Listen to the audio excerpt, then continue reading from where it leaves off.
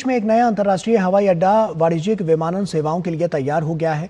भोगापुरम में बने इस हवाई अड्डे पर रविवार को विमानों के उड़ान का परीक्षण किया गया, जो पूरी तरह से सफल रहा। जल्द ही ये हवाई अड्डा आम यात्रियों के लिए अपनी सेवाएं देने लगेगा। आंध्र प्रदेश के लिए एक बड़ी उपलब्धि। भोगापुरम में बन रहे नए अंतर्राष्ट्रीय हवाई अड्डे पर सफलतापूर्वक वैलिडेशन फ्लाइट का आयोजन किया गया। ये उड़ान एयर इंडिया के विमान द्वारा संचालित की गई, जो राज्य के नए ग्रीनफील्ड एयरपोर्ट के लिए एक अहम मील का पत्थर है। इस मौके पर केंद्रीय नागरिक उड्डयन मंत्री राम मोहन नायडू, नागरिक उड्डयन मंत्रालय, airports authority of India, Andhra Pradesh सरकार और GMR ग्रुप के वरिष्ठ अधिकारी मौजूद रहे। India is no longer seen as a strong domestic aviation market, but as a global aviation market. That is the vision our Prime Minister has set for us today, and we are going in the right path.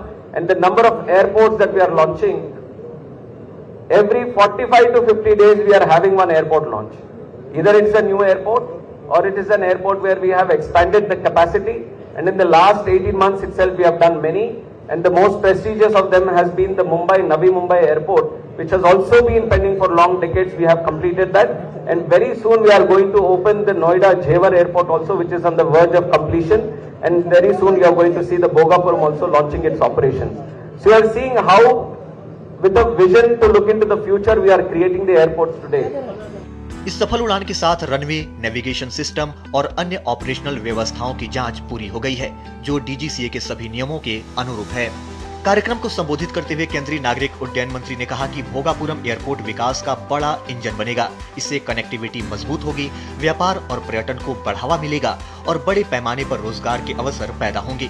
उन्होंने कहा कि विशाखापत्तनम पूर्वी भारत की आर्थिक राजधानी बनने की ओर बढ़ रहा है। Gateway of the east, this is a vision our Chandrababu Naidu garu has for this city, and you would see that in the last 18 months the way Vizag has been projected internationally. And one biggest example that I want to put here is the $15 billion investment that Google is making.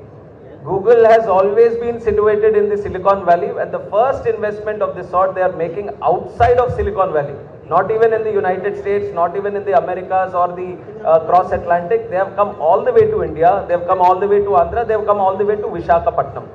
So the idea of saying Gateway of the East, already people are supporting that idea and people are coming. PPP model के तहत DBFOT आधार पर विकसित हो रहे ये airport शुरुआती चरण में हर साल 60 लाख यात्रियों को सेवा देगा, जिसे भविष्य में चरणबद्ध तरीके से बढ़ाया जाएगा। परियोजना में एरोसिटी, एविएशन हब और अत्याधुनिक कार्गो टर्मिनल भी शामिल है, जो भोगापुरम एयरपोर्ट को आंध्र प्रदेश का भविष्य का प्रमुख एविएशन गेटवे बनाएगा। वैलिडेशन फ्लाइट की सफलता के साथ भोगापुरम एयरपोर्ट अब व्यावसायिक उड़ानों के और करीब पहुंच गया है।